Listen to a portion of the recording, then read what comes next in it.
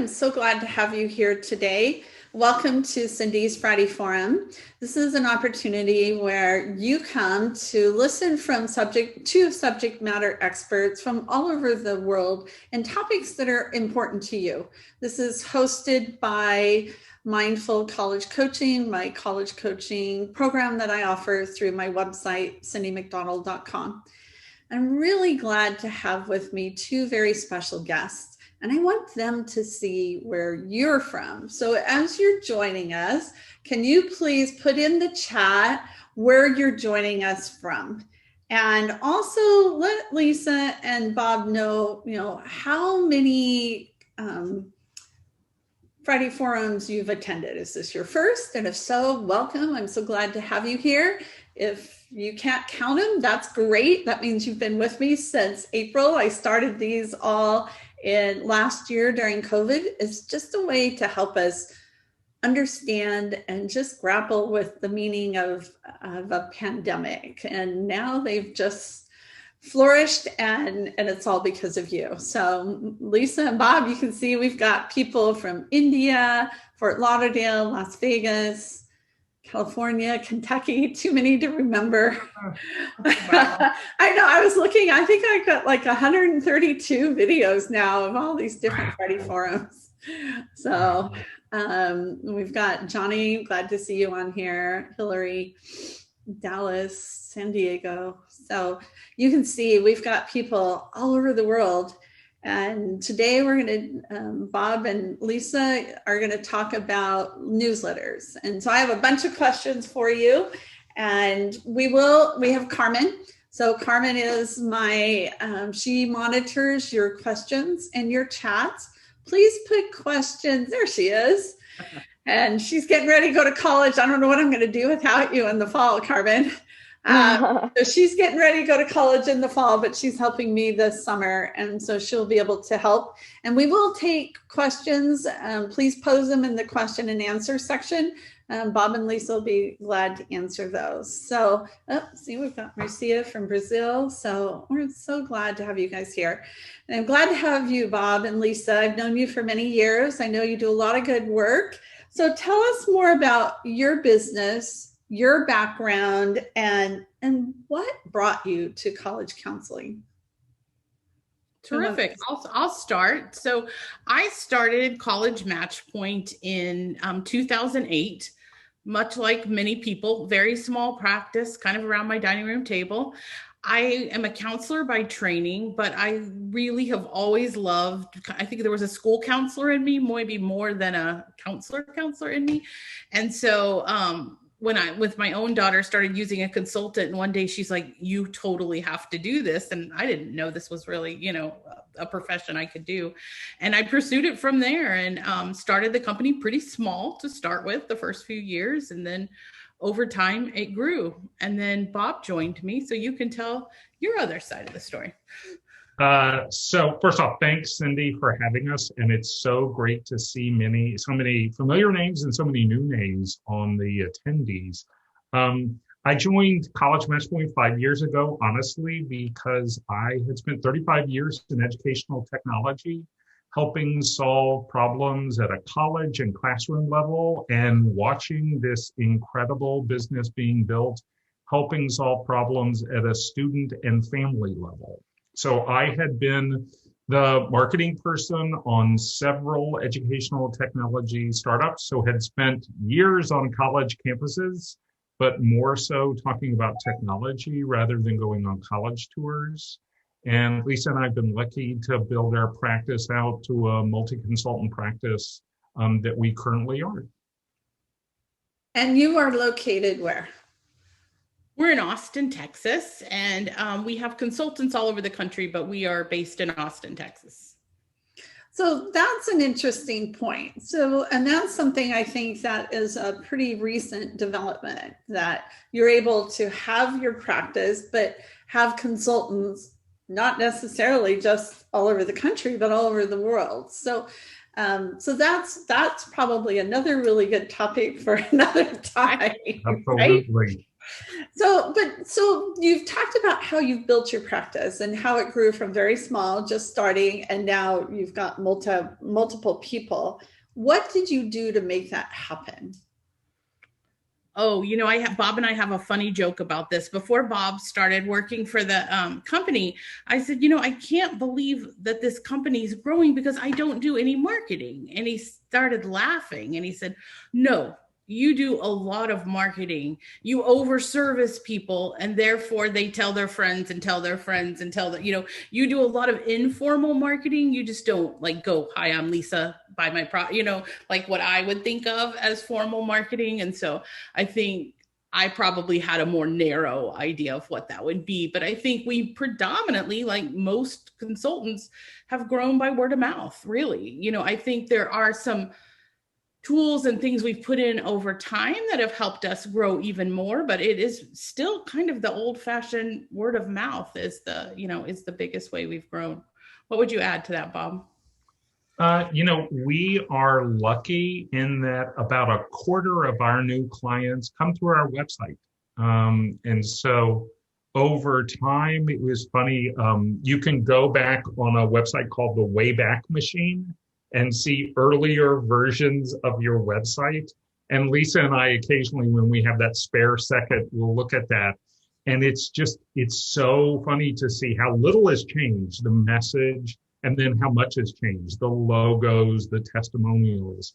But we're really lucky that our website draws a meaningful amount of our clients. And I think I was telling you, Cindy, that we are very conscious of within a month when we send our newsletter and trying to make sure that we have enough capacity to respond to the both existing families and new families that reach out to us. We generally get 3 to 5 new potential families within a couple of days of every month's newsletter. Lisa and I always joke, it's almost like clockwork. It's like, okay, it dropped at 6:30 on a Monday morning. By Wednesday, we have 5 new people. Wow. Yeah, and in the old days when things were more lean, we would sort of do the opposite thing, which would be like, oh, wow, we haven't gotten a new family in a while. Maybe we'll send the newsletter a little earlier, and it'll do that little bit of magic. So we've definitely played both sides of the field with that for sure. So tell us more about how you use newsletters in your practice. That sounds like it's a very strong and very predominant feature that you use for marketing. So is that something you started off using right away, or how did using newsletters come about in your practice? So it was something that I started at the very beginning with a very small group of people reading it, right? And I think I had a couple of thoughts at the beginning, which was I wanted the newsletter to be information and not to be a sell, if you will. So I wanted it to just be a place where we could share information, give families useful information. And one of the first hires I made, it probably was the first hire I made actually, was a kind of a person who could do a whole bunch of different things. We've all hired that person, a little bit of this, a little bit, but she was a phenomenal writer and I knew I wanted that. And so she, by year 3 or 4, I would say, she took over the newsletter, had a great voice, and we started to see that grow.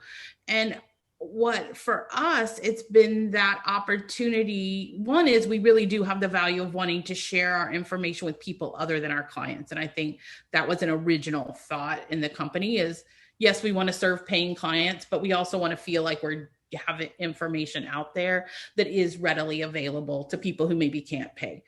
So I think that was one thing from it. And we were, I would say it was one of the few things that we pretty much have done religiously from the very beginning, like every single month.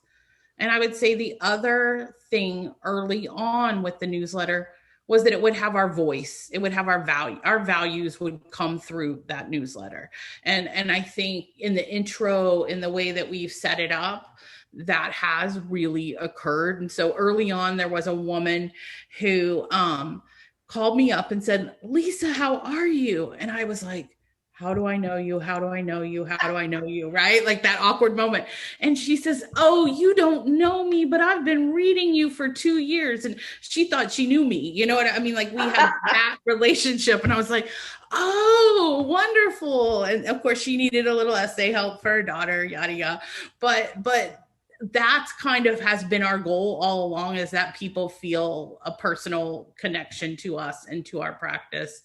And I think as we have grown, then Bob joined the practice, who also has a lot of knowledge about, content marketing, if you will. And so what has happened over time, and I'll let him explain this better, but I would say the newsletter and our overall content strategy have sort of gotten married. And so now I think people look forward to the newsletter because they know we're going to have new really timely and new content in it, and pretty robust. I mean, we try to put a lot in a newsletter. So Bob, you can talk about kind of when you arrived on the scene, how you, I think, have really taken the newsletter and even taken it to another level. Well, we were super lucky in that Lisa had developed a real clear brand in a hot growing market like Central Texas, right? Like, we have a friend in California, and she said, it seems that every client of mine is moving them and their kids to Central Texas. So we've been lucky in that way. We also had a really clear brand. And one of the things that Lisa has talked about, and I think it's so important, is that a brand is oftentimes the feeling that you want people to have about you from before they buy from you to when they refer you. It's a feeling. It's not some esoteric marketing lingo, buzzword bingo. And the feeling that we are really focused on is reducing stress for families. Like, we are really committed to take the mystery out, to not lean into the fear, uncertainty, and doom of what can sometimes feel like a very mysterious and even unfair process that we're all involved in. Mm-hmm. So with that in mind, we're really conscious to not make the newsletter promotional. And that's a choice. A lot of the businesses I've been in, newsletters are all about promotion. We're going to tell you the features of our product. We're going to give you proof points about why to buy us. And we're even conscious about making sure that the content we link to in the newsletter, it's only a third our content. It's 2/3 other material that in the course of a month or a year, we find that might be valuable.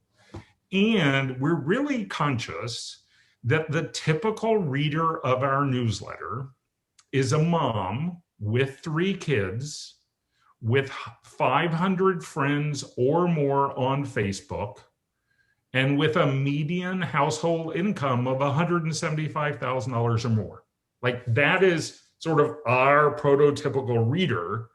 And so we know that there are things she's worried about that we can help her be less worried about. The most recent great example, test optional, right? A year ago, it was like, what does this word mean? And it's gotta be bad.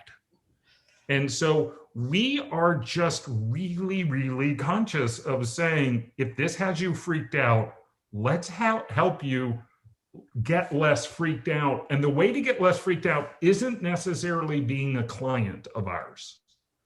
And so we've just been really conscious of that. And then the other thing we've been really conscious of is, to Lisa's point, just making sure that everything we communicate there comes back to our values, that we're relational, that we do have expertise in some areas, but we're not experts on everything. We're not the oracle. It's not, thus says Lisa, thus says Bob. It is the case. And that's tempting sometimes, because we all know that parents want answers. And so we really want to say, on the one hand, here's some facts and some analysis. And on the other hand, we can't tell you why some kids got into Yale or UT or Loyola Marymount and some kids didn't. And if you want someone to tell you definitively that, good luck, because they're not out there. Right, right. And I think you pick up on really good points of, basing it off of who you are, the values as your company, and making sure you have a voice. Because a lot of times, you'll see or read things like you said, Bob, it's very promotional and it's so sanitized that it doesn't have a point of view or a voice. And so having your voice really strong, come through makes a really difference. Obviously, it's really has an impact. So who writes the content? So does this person that you hired write all the content? Do you identify what content goes into it and then ask her to write it? So how do you handle finding that content? And well, let me ask this question first. How often do you print your newsletters? So is it once a month? Is it once a week? So frequency is a big part, because then you have to put content in it on that frequency. So how often do you publish your newsletter? So we publish it once a month, and we've pretty much done that for 12 years. Yeah, so we publish it once a month all this time. So that's consistent. So you also have that consistency. And like you said, it's going to, is it like the first Monday of the month it drops? Do you have a certain day like that it's like set in stone that it drops? We have a certain week, I would say. Now, sometimes we'll get wiggy on like the holidays or something. And so we'll be like, oh no, do we want to do it this week or that week? Sometimes you also know those times like the end of the school year when families are just so overwhelmed with things, right, where we try to avoid we also flip side, we want to get a newsletter out if we know PSAT scores are dropping or things. So we are watching some milestones in the work that we do. But we mainly, and Bob really, at this point, Bob is chief newsletter person, I would say. I have little spots in it that I do.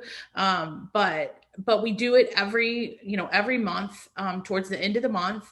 And we try to keep it pretty regularly, because we also don't want to abuse over sending things, we right, want people to know that if they're on our newsletter, they're going to hear from us once a month, period. Like, we're not going to, and we do have people that'll bump off after their kids, I'll get out of that. And they usually send sweet notes like, I'm out of this now or whatever, but yeah. So, and Bob, you can answer the rest of the question better than I can. Oh gosh. So I'm about to get newsletter nerdy. So I just want to I'll love it. I mean, we're already getting comments and stuff too. So. I'm about to get newsletter nerdy. Okay. All right. So the good thing of doing it for 12 years is we have last year's newsletter and the year before that, and the year before that. And we know last year's newsletter, what got click-throughs and what didn't. So when it gets time for us to start creating a month's newsletter, which is typically the first week of the month, okay, we will copy and paste last year's June newsletter as an example, as a starting point. And then we will look at the blocks. We call them blocks. It's the sections of the newsletter. So the headline, copy. And we'll say, did some of these blocks not get click-throughs? The blocks that got click-throughs, is there any new topics? Now, I'm a web voracious consumer. I know, Lisa and I were joking last night, if you take the average college knowledge of a IEC, I have a similar level of pop culture knowledge. And if I could uninstall that and install college knowledge, I'd be a really good IEC, okay? But what I do is I constantly consume information. And one of the information streams I do consume is information around college admissions. And I use a plugin on my browser called Pocket. There are other browser extensions like it. And I just bookmark that page and I put it in a big file. And when I reblock a newsletter, I'll go and see, are there any new articles that have come up? And then in the recycling world, we go to our blog and take last year's June blog posts and see which of them should we update or republish to show up in this year's June queue. Susan Debar always has this point about you need to be comfortable composting content. There are some evergreen content. Lisa joked that occasionally in the newsletter, she can see terms that go all the way back to the 2009 newsletter. Not content per se, but terms. Okay. So then we take that blocking, and then we profoundly believe that the newsletter should be written by someone who works with students and families. We don't feel like we can outsource that, but some other people have had great success with it. We do that. I take a read of it, Lisa takes a read of it, and then we do have a copy editor who is deeply, deeply aware of our voice. And what she does, once we say it's ready for your magic, is she goes in and she makes sure, A, it's consistent with our voice, and B, that it works, that the sentence and paragraph and blocks works together. And she's done it long enough that she'll give us comments. This one seems like it needs another link. I wonder about this. Mm-hmm. And then the other newsletter nerd thing is that newsletters are typically best dropped on a Monday or Tuesday morning between 6 and 6:30 a.m. And those aren't my stats. Those are stats for people who do newsletter marketing. And then we use a system called Constant Contact. There are other great systems. MailChimp is great, but we use Constant Contact, and we're just honestly too lazy to change to another one.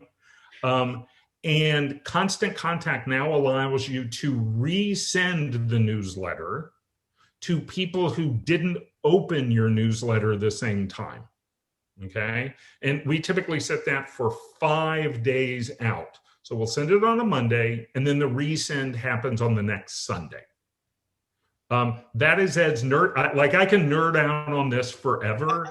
And if those of you that are ICA members, on the new business training channel, Terry Streetman did a very nerdy newsletter video. It's 30 minutes. They do a weekly newsletter. And I'd encourage you to ask other ICs who do newsletters, can we nerd out on this for a little while so I can steal from you what works and you can steal from me what works? To help on something you mentioned earlier, there is a question about how do you know your demographic, and how do you find an audience other than your clients? So let me tackle demographics if I can. So newsletters and our blog are part of this big content strategy that we have. So we have 5 or 6 topics that we know our readers are stressed about. And we try to deliver content in guides, in blog posts, in our newsletter, in webinars. And we don't try to be the expert on everything. For instance, we don't post a lot of content on financial aid. That's part of our services with families, but we don't have expertise on that enough to really want to promote it. And to be honest, for the families that we work with, that isn't a top 5 issue for them. It is for a lot of other ICs. So we take those topics, we figure out, are we going to do a newsletter? Are we going to do a guide? If we do a guide, that's the mother load, because a guide can begat 6 to 8 blog posts. Mm-hmm. And then those blog posts can be promoted in newsletters that drive people to sign up for a webinar. So if you just think of it as a funnel, it's a pretty efficient funnel, okay? And in terms of the demographics, like I said, we do blog posts, and we also have a strategy where we post to Facebook every day.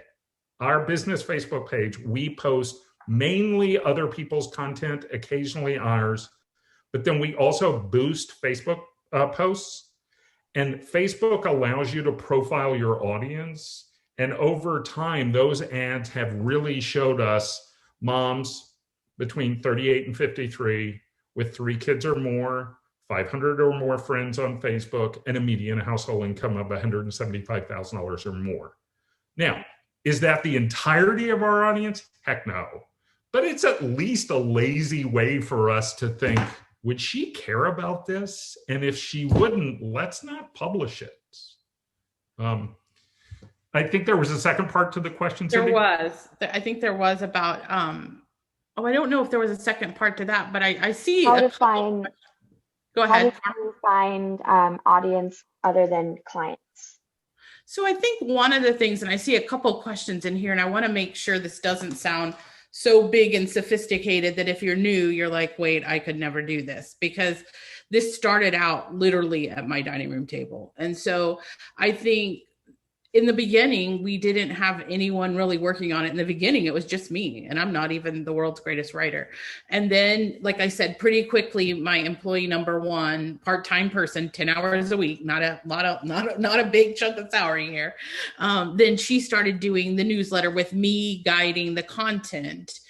And I think that, has evolved, but that took that way that we did it over time, that was a number of years, right? So it wasn't like, oh, this turned to where we are now. I mean, that was more years. The other thing I would say about that is, how do you get your audience? I think when you're first starting out is a significant issue. So for us now, that is not as big an issue because our webinars are really well attended. Our name, we have name recognition, but we didn't have that for many years. And so just want to say, in the beginning, going and speaking at places was a lot about getting people to sign up for the newsletter. Honestly, like at the end of the day, was to get myself out there in front of people, but also to get contact information for people to sign up for the newsletter. And honestly, there's still some of those people on the newsletter all these years later, So I think that in the beginning, I didn't realize, I wish I could tell you I had this all planned out. I didn't at all, but I didn't at all. So that's called being agile, Lisa. And that's one of the things that we all do, but yes. Right. So I was conscious that I did want to get contacts. Right. And so, I would always ask people, would you like a newsletter? And most people will say yes. And I always carried that little clipboard with me wherever I went, and then would enter them into the system. And so honestly, that's how I first started building the list. And I mean, I remember being so excited when that list hit 200. I was like, I cannot believe this list is 200. I was just so excited. So I was probably excited when it hit 100. So it was a long time getting to where we are now, I guess is what I'm trying to say, because I don't want anyone who's starting out to feel discouraged. But I do think you have to consciously think about how are you going to interact with people and go ahead and get their content, because then you have the opportunity to show them your expertise. And I believe the beauty of the newsletter is demonstrating, not saying come hire me, but demonstrating your expertise and demonstrating your brand. Who are we if you interact with us? What kind of people are we? That kind of thing I think is really, really important. So for us, a lot of that voice comes through in our intros. We always do an intro. And we try to keep it personal. Like during COVID, we would talk about COVID, like trying to human connection, I think has been really important for us. But it is something that you can do as a one person, I mean, at least I thought, I was able to do that. And I think you can. It's not going to be at the same level of sophistication. Do you know what I mean? It's not. And that's okay. It doesn't matter. It really doesn't matter. Yeah. So did your first newsletter, were they printed or were they always email? They were always email. We were in constant contact from the very beginning.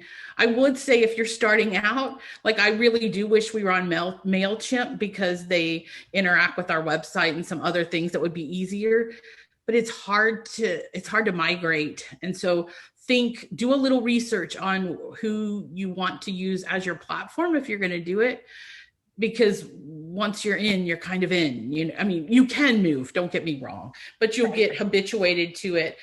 One other thing that we did, and I'm trying to remember when this was, Bob, somewhere midstream, let's say maybe year 5 or 6, we did have a designer fluff up our design, if you will. So it was always online, but it wasn't too impressive, I would say, in the beginning. And we did have a designer make a template for us that was branded with our logo and everything. And so the good thing about that is we invested a tiny bit of money, but we only we paid that once and we've been using it for how many years now? I mean, a lot. So, so that is something that we did. So you got your brand that and your template that you use in Constant Contact. So you can, and Bob, as you said, you can pull out from last year and then repurpose it and add things to it and things like that. So you don't have a purchase template or anything that you use. No. Doesn't sound like. But I want to go to Lisa's point. So so we actually have a copy style guide, because it helps everybody who writes the newsletter use the same voice and the same tone. And then when we redid our logo and our website, we did a visual style guide. And one of the things that Lisa said, I think it's so great, is if people see our stuff, it should look good. It should look consistent with the kind of support they're going to get. So we constantly joke about revamping our website. If you've ever been on our website, the main image on the homepage is what we affectionately refer to as Backpack Boy. It's a kid carrying a backpack. Well, that's the main top image on our newsletter. And so we're constantly trying to make sure this stuff works together visually and content-wise. Yeah. Because I think it does. I think that the visual is important from showing professionalism, is that I do think that, in our industry, especially as it's matured, it is important that what we put out does look like professionals, right? And so for me, that if there's one thing that Bob can attest to this, that drives me crazy, is something that doesn't look like it's professional. And so that is something that we've done. I think we've done that with our guides too. We actually do now use a designer for our guides. And I think that at this stage of growth that we're in has really been beneficial for sure. I want to quickly address one other question that's come up, and that is building your list. Okay. Your list is always going to start small. It's almost always going to be your existing clients. Word of mouth typically helps you build your list from small to a little less small. We've done three things. One, every family who contacts us to talk about their student potentially working with us, we ask them if they'd like to sign up for our newsletter, and usually they absolutely say yes. Two, we have a little widget on our website that allows people to sign up for our newsletter, and that's about half of our universe of subscribers. Okay, so don't underestimate that. And then three, we find that that the more newsletter subscribers they are, the more they pass it along to friends. And it's the one thing that drives me crazy. In Constant Contact, you can see pass along. You can see how many people forwarded the newsletter to someone else. You can't see it in Constant Contact. It drives me crazy. But we do see a bump in subscribers when we send out a new newsletter. So there is a clear pass along. And we joke internally, it's a little bit of a flywheel. More people begat more people, begat more people, but it is really hard to get started. And I always joke with other IECs, you need to be prepared to feel like no one's reading my stuff and I have a small audience, and it will take you a while. And that's one of the other comments. People, I think creating content, that's one of the easier things that comes to a lot of IECs, but getting eyes on it, then that becomes the other challenge. So one other question, when you're talking about your newsletter, how long is it?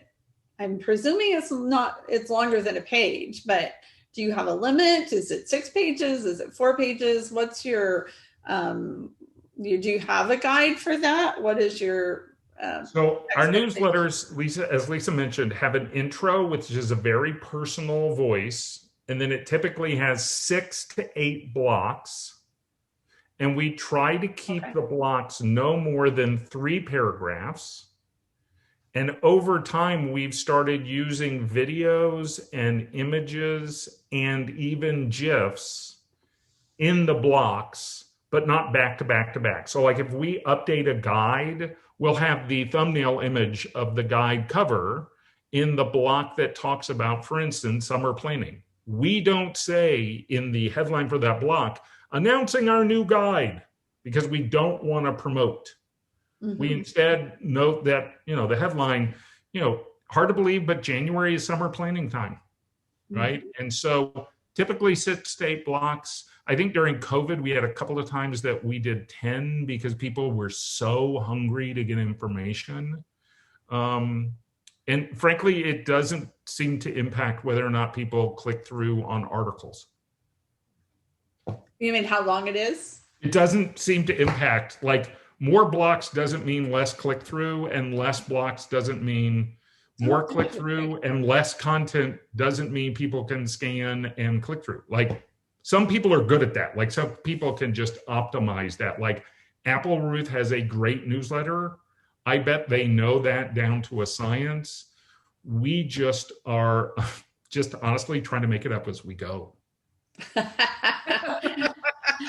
Definitely. Wait, none of us believe you, Bob. We do not believe you at all.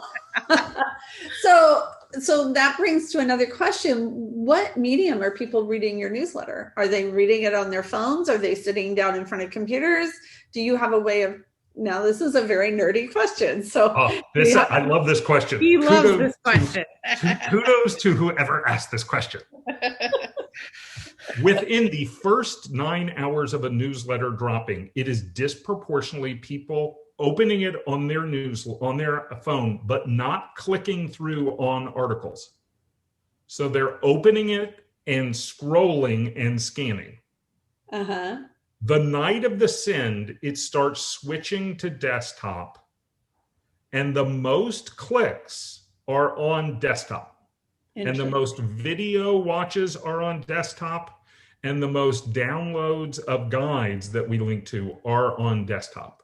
And so we have gotten increasingly focused on making the newsletter scannable, including bluntly, and Lisa will tell you this, I'm a nut for GIFs. Like I could basically try to do an entire newsletter with GIFs. Okay, not everybody's going to know what a GIF is, Bob. It's the short animated video that is typically all about teenagers sharing memes of the newest, hottest thing. And the inner teenager in me loves GIFs. And I'm here to tell you, they work well in getting attention when someone's scrolling on a phone. They, interestingly enough, work better than embedding YouTube videos in newsletters, at least from our experience. There's a question here. Sorry, sure. There's a question here about testing weekly versus monthly newsletter. We have never, I would be super curious about that. It probably, I think we probably have clients that would read a weekly newsletter.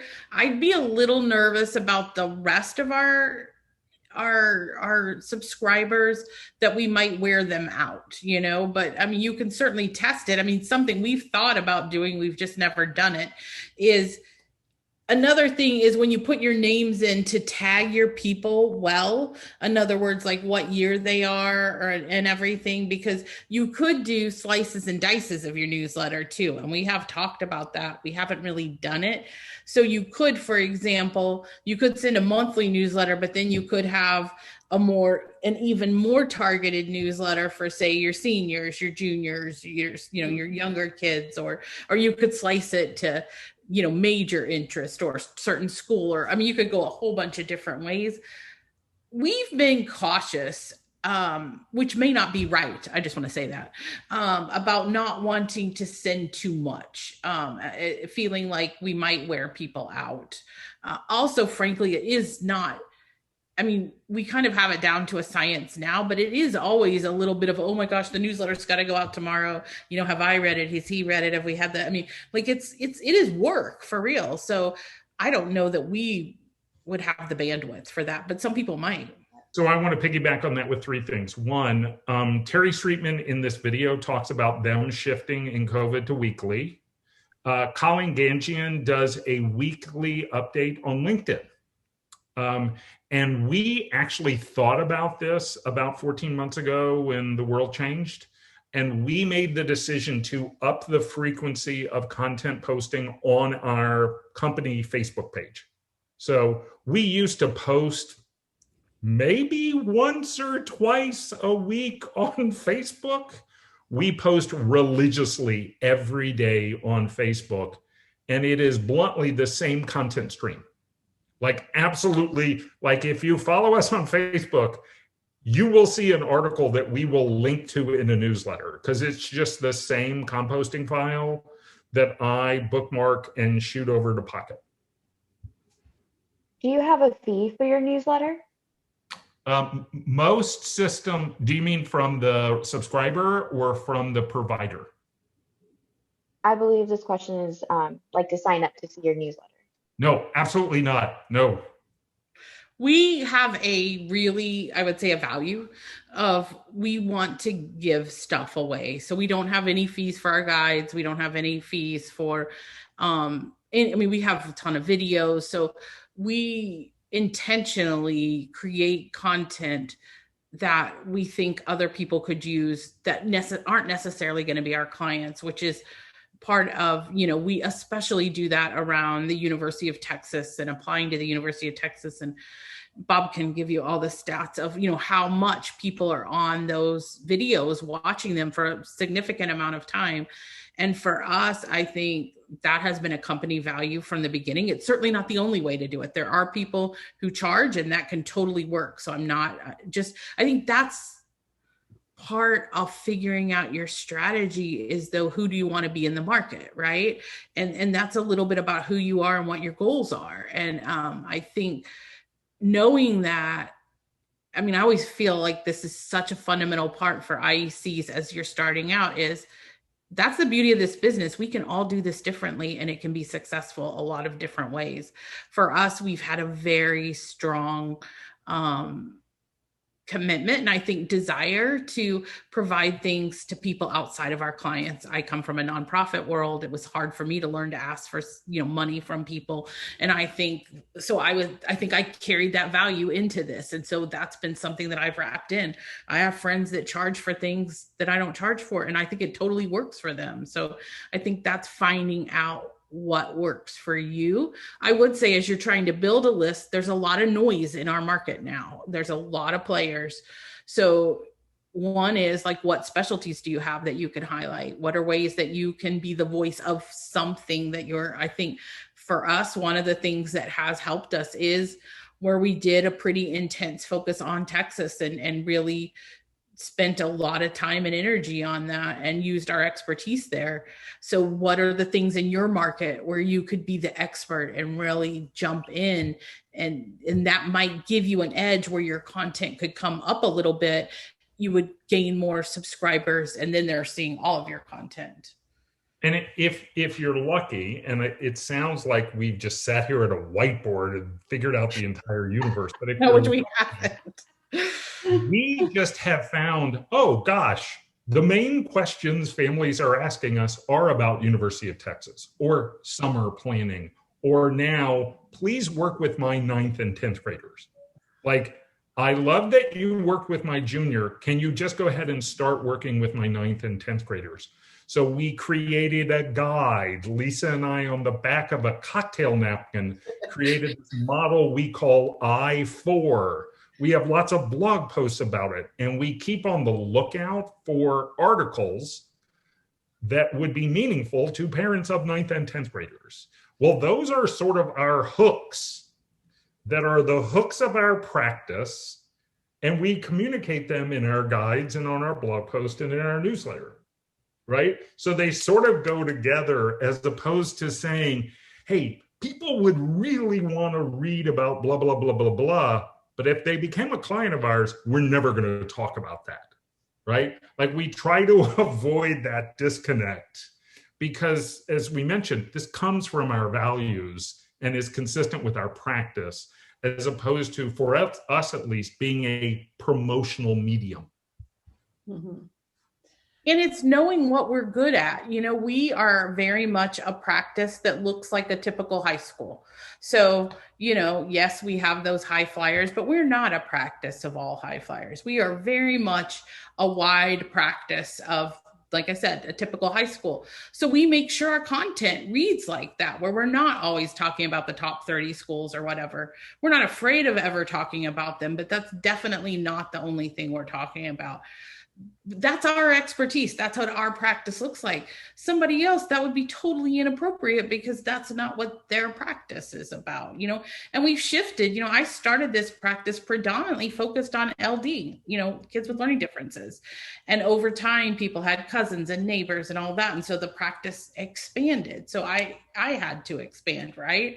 And so I think part of it is your newsletter strategy comes back to your consulting strategy, right? It is, who am I in this market? Why did I get in this? Where do I feel like I add value? And follow that, like Bob said, follow where your clients are asking questions, not where the New York Times says all the questions are, right? Because honestly, people really appreciate another voice because they're so inundated with believing that there's only 30 colleges, or whatever. Do you know what I'm saying? So there can be power in being a counter voice to some of that too. One slight anecdote on that. So fellow IEC, back when we could go to conferences, I vividly remember her asking, I subscribed to your newsletter, I've looked at your website, I've read your guides. You guys never say what percentage of your students get in their first choice school. Tell me, what percentage of your kids get in their first choice school? And I said, I'll tell you, we don't track that number. We would never put it on our website. We would never put it in our newsletter because that's not what our practice is. Mm-hmm. Well, we were on one of the myriad of webinars we all live on recently. And she said to me afterwards, I think if we were all honest, we would say 95% of our students got into their fifth choice college. And I've decided to pull that copy from my website.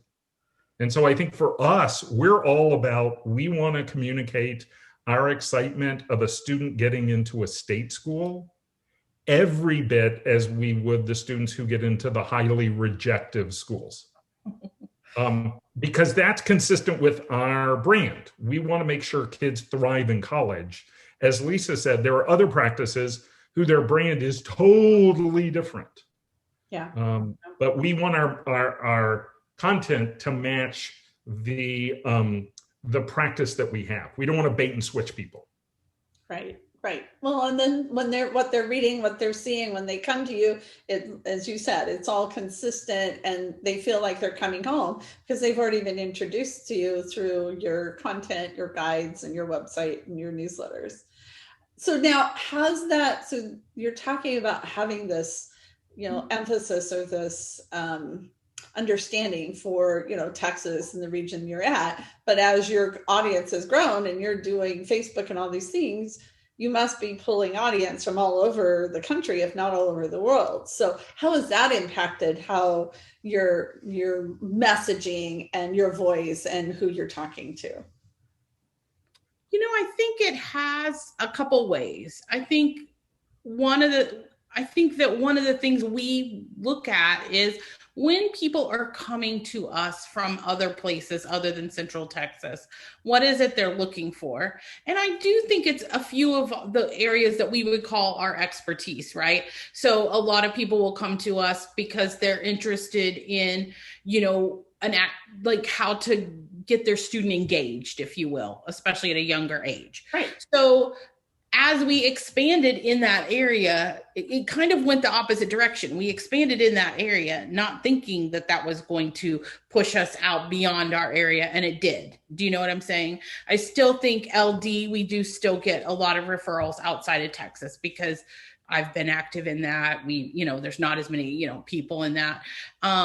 We also do get a lot of people from other states who are really interested in UT also. So we get that. Yeah. And then we can't get into UT Austin unless out of state. Good luck with that. Right. So I don't know, Bob, would you say it's changed our message? I don't know. That's a great question. It's really interesting. We never did this consciously, but our core areas are not necessarily specific to Central Texas. It's like We get people nationally who UT is on their kids list. Sure. And they have heard we're the experts. And our answer is, well, God, there are lots of experts on it. I would note in all of our content on our website and in our newsletter, we never promote. We're a virtual consulting practice. We are international in scope. We are national in scope because we know there are other people who are better at things than we are. And so we don't want to pretend that we are the oracle that knows the answer to everything. But we are seeing, like Lisa jokes, we were talking in person, if you can believe it, yesterday to a friend of ours, and he asked the same question. And Lisa said, well, I have a client now in Nice, a client in Belgium, and on the other hand, they're parents, and they're worried about the same thing that somebody is worried about a neighborhood over. Yep. And I think that's a really key thing. I just had a conversation like that this last week with somebody in Hong Kong, and that, teenagers are teenagers. It doesn't matter which country they're from. It's culturally based, of course, but they're still going through some of the same developmental stages. And so, going back to what you said, knowing that this is, your whole goal and your whole value is helping reduce that anxiety for parents. That's universal. So, but I think what you've done demonstrates how you can take a regional approach or expertise and yet have that universal appeal.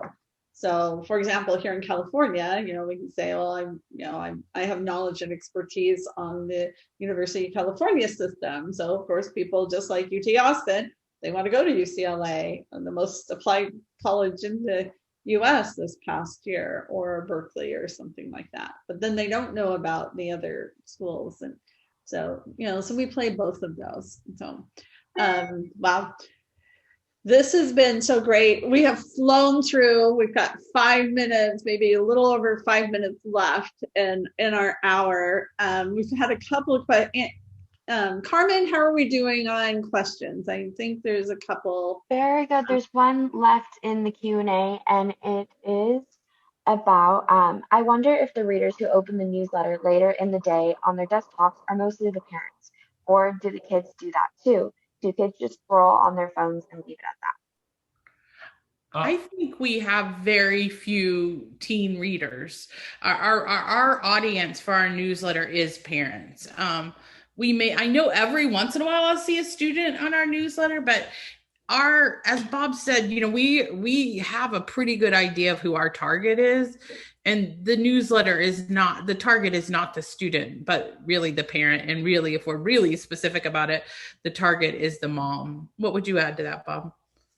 Even in terms of the copy, we never say you getting into a college. We always talk about your students. And I would say if you're a student and you're reading our newsletter, you should go read something much more interesting than our newsletter. You just shouldn't be this wound up in things. On the other hand, we are aware, for whatever reason, that a meaningful percentage of parents, when they get in the junior year of high school with their students, somehow feel like the only topic they should talk about with other parents of juniors is college.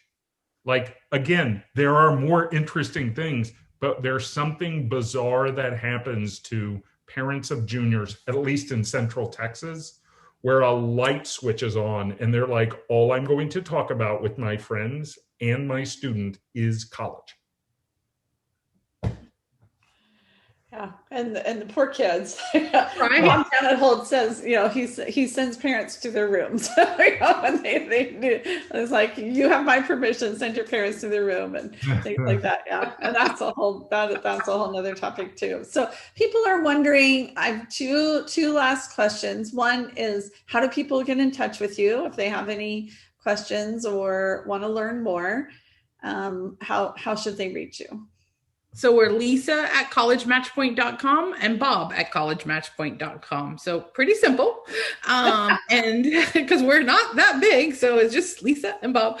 And then, if you're interested in our newsletter, I guess, how would they get a copy of our newsletter, Bob? Yeah, that was my next question, because people are wondering. One of two ways. If you want to sign up and get it every month, just sign up on our website. If you'd like to just see a sample, probably best to email me, and I'll just do a group forward of a recent newsletter. And the other thing I would say, other IECs routinely ask us, is it okay if I forward this to my clients? Or is it okay if I give this guide to my clients? We are really honest in saying free is free. Like, seriously, I grew up in publishing and worked in publishing. We don't want to be in the business of selling our content.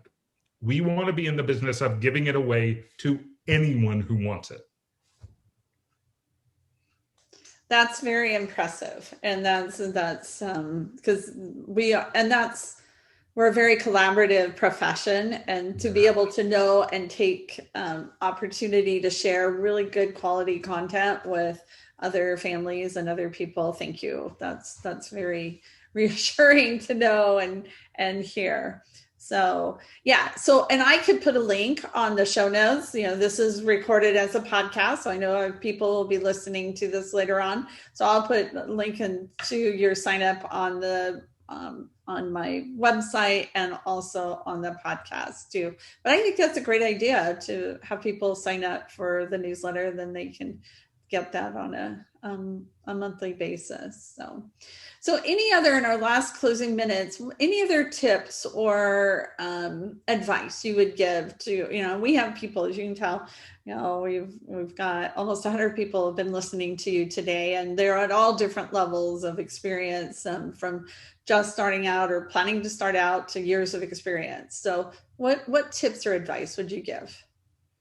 Don't be afraid to start. I think that my only hesitation about doing things like this now is that it feels like, oh, I can't get there. And one of my favorite poems by David White is, you've got to start with the first step. You really can, but you do have to jump in. If it doesn't resonate with you, let it go. But if it does resonate with you, you really can start small and give yourself, be patient and take time, but go ahead and take that first step. Is be my biggest piece of advice. I was talking to a fellow IEC, and she had been on one of the myriad of webinars that was talking about social media. And she said, I feel like all the cool kids are doing it. Should I do it? And I said, the original social media is newsletters. Mm-hmm. It works. Mm-hmm. It's guaranteed to work. Most of us are comfortable writing. We do it with students all the time. Newsletters are great. And several people ask, hey, I write blog posts and no one goes to it. You have to drive traffic to your blog post. And the quickest way to drive traffic is a newsletter. Like, hands down, people are saying, you have my attention, please send me stuff. Yeah, how can you turn them away, right? So, well, thank you very much. Thank you both. And I appreciate your time, and you can see all the comments. Everybody has really appreciated this. It's been very illuminating. And I would let everybody know, come back in 2 weeks, and we're going to have some new guests on June 18th. So not next week, but the week after. And we're going to talk about transition planning with Lisa Hefferman from Known and Flown. So the website, many of you know, it's through Facebook. They've written books and they're doing a lot of different things. So she's going to join us, and we're going to talk about transition and helping our students. So thank you again. Have a great weekend, and we'll talk to you again soon, I'm sure. And everyone else, have a great weekend. Carmen, thank you. And we will see you in 2 weeks. Thanks, Cindy. Thank you for having us. All right. This ends our webinar for today.